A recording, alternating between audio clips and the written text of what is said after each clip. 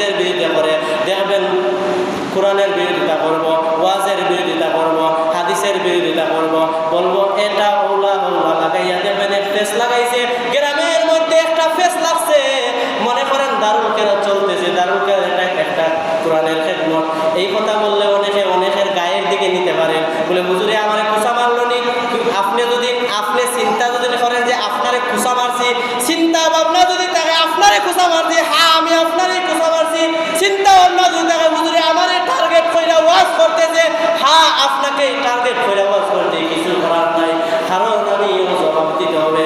আমার একজন উপরালা আছে, আমরা থানা মামলা যখন করি উপরালা অফিসার আছে না নাই, যেখানে জিজ্ঞাসা করবেন বলে কিতার অর্ডার, বলে উপরালার অর্ডার, উপরালার আদেশ হয়ে গেছে আমি এটা করতে হবে, আমিও বলবো উপরালার অর্ডার, আমাকে বলতেই হবে, কারণ আল্লাহ কুমুরুন নবীজি বলছেন সত্য কথা তিতা দিলা লাগে, কার কাছে তিতা দেওয়া লাগবো, কারণ যে সুরের খান্দা সুরের ওয়াজ করলে সুরের গায়ে লাগবে, ডাকাইতের খান্দা ডাকাইতের ওয়াজ করলে ডাকাইতের গায়ে লাগবে, সুদকুরের খান্দা ওয়াজ করলে সুদের ওয়াজ করলে সুদকুরের গায়ে লাগবে। এমন পাবলিক আছে না নাই? অর্থাৎ যে রুগী আছে তার রুগী হে বসবে, সে জল্লা পুরা মরবে।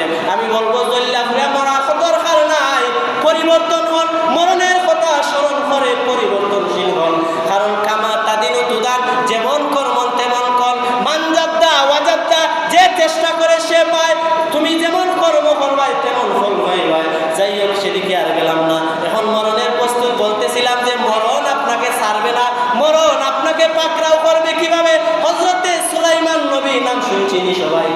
সুলাইমান নবীর নাম শুনছিনি?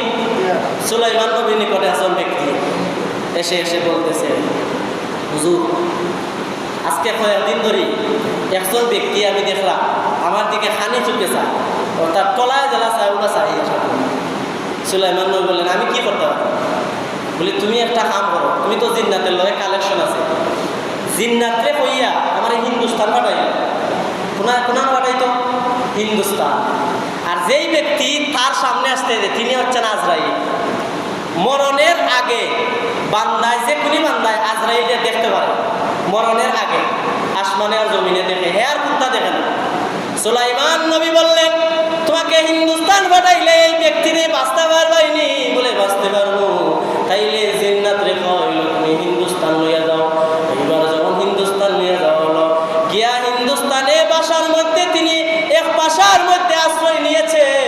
মনে করেন বাংলাদেশ থেকে হিন্দুস্তান চলে গেছে, বাংলাদেশে যেই সমস্যা গিয়া দেখে হিন্দুস্তানও ঠিকই সমস্যা। সুবহানাল্লাহ। ওটা যে ব্যক্তি এলা চায় হিন্দুস্তানও গেছে ওই ব্যক্তি কয় জাল লাগি যত তারে ভাইলাম কত, ঠিক না? মুরব্বী কথা আছে না নিজে, জাল লাগি যত তারে ভাইলাম কত।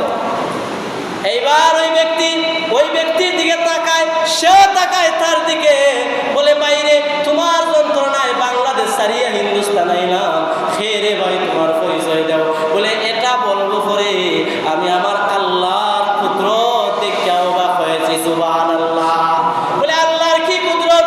ও ভাই আমার পরিচয় তুমি জানোনি, আমি হচ্ছে আজরাইল মালাকুল মউত। আল্লাহ রাব্বুল আলামিন আমারে তোমার টুকন দিয়েছেন, টুকন দিয়া লেখার মধ্যে রেখে তোমার নাম সলিমুদ্দিন, মৃত্যু হবে হিন্দুস্তানে, সময় হবে 11টা। বাইরে আমি তোমাকে বাংলাদেশে দেখে অবাক হয়েছি, আল্লাহ কেন আমাকে বাংলাদেশে পাঠাইলেন, হিন্দুস্তানের কথা বলেন নাই, আমার শুধু